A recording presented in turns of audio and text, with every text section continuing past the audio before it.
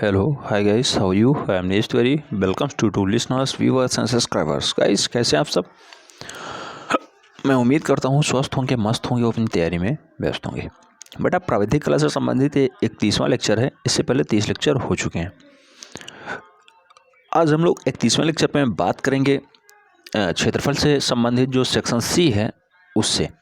Section C से आप सब जानते हैं 16 नंबर का एक ही प्रश्न पूछा जाता है। और ये भी आप सब जानते होंगे कि प्राविधिक कला में केवल और केवल एक ही पेपर होता है। एक पेपर होता है, 100 अंक का होता है और 100 अंकों को करने के लिए 3 घंटे और 15 मिनट का आपको टाइम मिलता है। मैंने पहले ही बताया था जो एक पेपर 100 नंबर का होगा ये टोटल 6 खंडों में जो है विभाजित होता है, ABCDEF।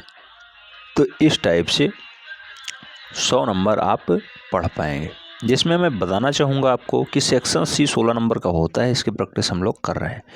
इससे पहले सेक्शन ए देख चुके हैं हम लोग, 10 नंबर का था और सेक्शन बी जो है 12 नंबर का था। कुछ लोग सेक्शन बी में कंफ्यूज हैं। बेटा सेक्शन बी या तो आप लेटर राइटिंग करेंगे यानी अक्षर लेखन करेंगे, या फिर मापनी यानी करणबद्ध पैमाना सॉल्व करेंगे। दो में से कोई एक ही सॉल्व करना है आपको, और जिसमें आपकी अच्छी पकड़ बनी हो उसकी प्रैक्टिस करिए। हालांकि दोनों बहुत ही ईजी हैं, कोई बड़ी बात नहीं है। अगर आप मापनी वाला सेशन करते हैं तो आपको जो ये सेक्शन ए है यहाँ भी 1 नंबर निकलेगा, RF निकालने का आता है, और RF यहाँ से भी निकल जाएगा। तो टोटल 3 नंबर RF के यहाँ होते हैं, 1 नंबर वहाँ, 4 नंबर RF का आपका हो जाएगा।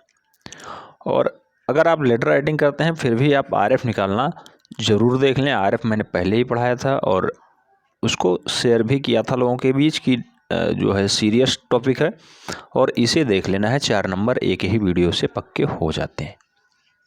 अब हम लोग सेक्शन सी पे बात करेंगे। सेक्शन सी का ये चौथा क्लास है। बेटा इससे पहले 3 क्लास हो चुकी हैं सेक्शन सी की, जो 16 अंक लेके आएंगे। मैं पुनः बताना चाहूँगा, प्राविधिक कला में एक ही पेपर होता है, 3 घंटे और 15 मिनट का होता है। 15 मिनट केवल रीडिंग का आपको मिलता है। तो बेटा रीडिंग आप ढंग से करें, और रीडिंग करने के बाद जब कुछ समझ में आए तभी आप पेपर सॉल्व करना स्टार्ट करें। जो सेक्शन सी है इसमें सबसे पहली बात कि क्वेश्चंस को ढंग से पढ़ें, उसके बाद चित्र बनाना स्टार्ट करें, और जिस प्रकार से आपने चित्र बनाया है वही विधि लिख देनी है। उसी को कहते हैं रचना विधि, यानी किस टाइप से आपने चित्र का रचना किया है। क्वेश्चन नंबर 4 बहुत ही पॉपुलर क्वेश्चन है, बहुत बढ़िया क्वेश्चन है। कहा गया है एक समपंचभुज, किसी समपंचभुज के बराबर एक त्रिभुज बनाओ। माना समपंचभुज काखा गाघा चा के बराबर एक त्रिभुज बनाना है। तो बेटा कोई भी पॉलीगॉन हो, पंचभुज 1 2 3 4 5 पंचभुज हैं, लेकिन ये समपंचभुज यानी सभी भुजाएं बराबर हों, इसी के समान एरिया का एक हमें ट्रायंगल बना देना है। बहुत ही आसान बात है बनाना, कोई कठिन बात नहीं है। आइए देखते हैं। एक समपंचभुज हमें बनाना है। मान लो उसका जो है प्रत्येक भाग ए है, ए नहीं है 2 मान लो, कुछ भी मान लो। अब हमें त्रिभुज बनाना है। मान लो इसका एरिया 2 2 2 2 2, सभी भाग 2 2 हैं। तो इसका जो है टोटल जो है परिधि कितनी आएगी, 10 आएगी। और अगर हमें त्रिभुज बनाना है तो उसका जो बेस है वो 10 रखना होगा। तो यहाँ 2 है, और अगर 4 इधर बढ़ा देते हैं, 4 इधर बढ़ा देते हैं, 2 ये, तो टोटल 10 हो जाएगा। तो इस टाइप से हमें एक त्रिभुज बनाना है जिसका एरिया जो है वो समपंचभुज के बराबर हो जाए। तो करना क्या है, जो इसका बेस था AB, इसी को हमने थोड़ा और खींच दिया यानी बढ़ा दिया। AB रेखा जो है A को थोड़ा इस साइड में बढ़ाया, B को थोड़ा इस साइड में बढ़ाया, बात बन गई। कहने का मतलब ये है कि जो इसका परिधि था 10, वही सेम परिधि हमें 10 मिलना चाहिए। और 10 हमें जैसे मिला, मैंने इस पॉइंट को उठाया, और जो समपंचभुज का मिड वाला पॉइंट है, समपंचभुज का मिड वाला पॉइंट आप कैसे निकाल पाएंगे, मिड वाला पॉइंट इस टाइप से निकालेंगे। जब आप वहाँ से लंब डालेंगे और उसके बाद जब आप इस पे लंब डालेंगे तब इसका जब अर्धक करेंगे, इस वाले कोण का अर्धक, अर्धक कैसे किया जाता है बेटा, कोई भी चाप भरिए प्रकार में आप कोई भी चाप भरिए, एक पॉइंट इधर से दूसरा पॉइंट इधर से लगाइए और फाइनली जिस बिंदु पे ये दोनों कट करें वही मिलान कर दीजिए, रेखा आगे बढ़ा दीजिए। वही सेम प्रोसेस दूसरे वाले त्रिभुज पे भी करना होता है। दूसरे वाले कोण पे जब आप करेंगे वही काम निकल के आएगा और सेम डाटा निकल के आएगा। जब दोनों रेखाएं आगे आप बढ़ाएंगे तो किसी ना किसी पॉइंट पे वो कट करेंगी और जिस पॉइंट पे वो कट करती हैं वही उसका अर्धक हो जाता है। तो इसका मिड पॉइंट पता चल गया, यानी समपंचभुज का मिड पॉइंट पता चल गया। अब समपंचभुज की भुजाओं को आपस में मिला देना है और फाइनली मेरा काम हो गया इस टाइप से। तो मैंने पहले क्या कहा कि सबसे पहले एक समपंचभुज बनाइए जिसमें समान भुजाएं हों। समान भुजाओं होने के बाद समपंचभुज का मिड पॉइंट हमें पता कर लेना है। कैसा पता करेंगे, चाहे आप बेस वाले से इससे पता कर लें इसका अर्धक करके, या फिर आप ऊपर वाले का अर्धक कर लें इसका और इसका, या फिर आप किसी दो कोणों का अर्धक आप कर लें। अर्धक करेंगे, दोनों रेखाएं आगे बढ़ाएंगे, जिन बिंदुओं पे वो कट करेंगी वही बिंदु उनका सेंटर होगा और सेंटर से हमें मिलान कर देना है त्रिभुज का। अब फाइनली जो ये एरिया निकल के आया, ये वाला जो एरिया है ये समान एरिया कवर करेगा समपंचभुज के।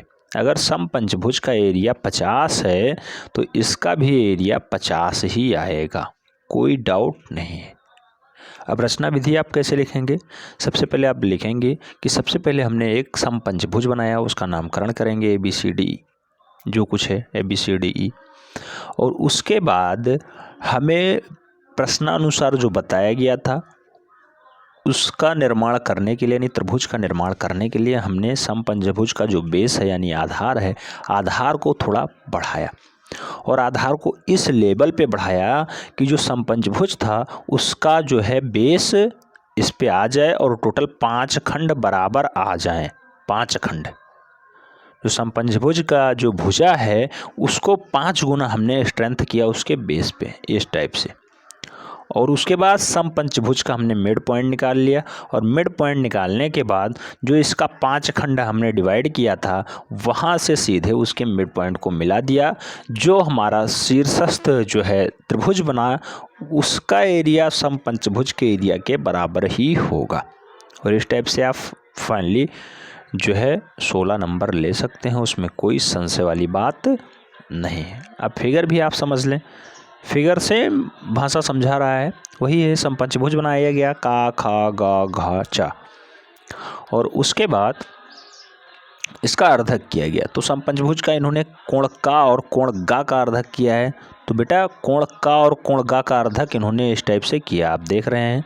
फिर ये दोनों रेखाएं आगे बढ़ाए हैं, उसके बाद जिस पॉइंट पे ये कट करती है वही उसका सेंटर हो गया, उसका नामकरण इन्होंने पा कर दिया है। उसके बाद करना क्या था कि जो इसकी जो है 5 गुना जो है भुजा थी, जो 5 पॉइंटें मिड हो रही थी, सबसे लास्ट वाला पॉइंट इधर का, सबसे लास्ट वाला पॉइंट इधर का, उठा के उसे मेंटेन कर दिया त्रिभुज के साथ। अब जो ये वाला अंदर वाला ये एरिया निकल के आया, ये इसका एरिया मान लो अगर 10 है तो समपंचभुज जो बना था इसका भी एरिया 10 ही होगा। कैसे 10 होगा, क्योंकि इसमें सभी भुजाएं 2-2 सेंटीमीटर माना हमने कि 2-2 सेंटीमीटर हैं, तो इसमें भी हमने 2-2-2-2 और 2-2 सेंटीमीटर की भुजाओं को कन्वर्ट कर दिया।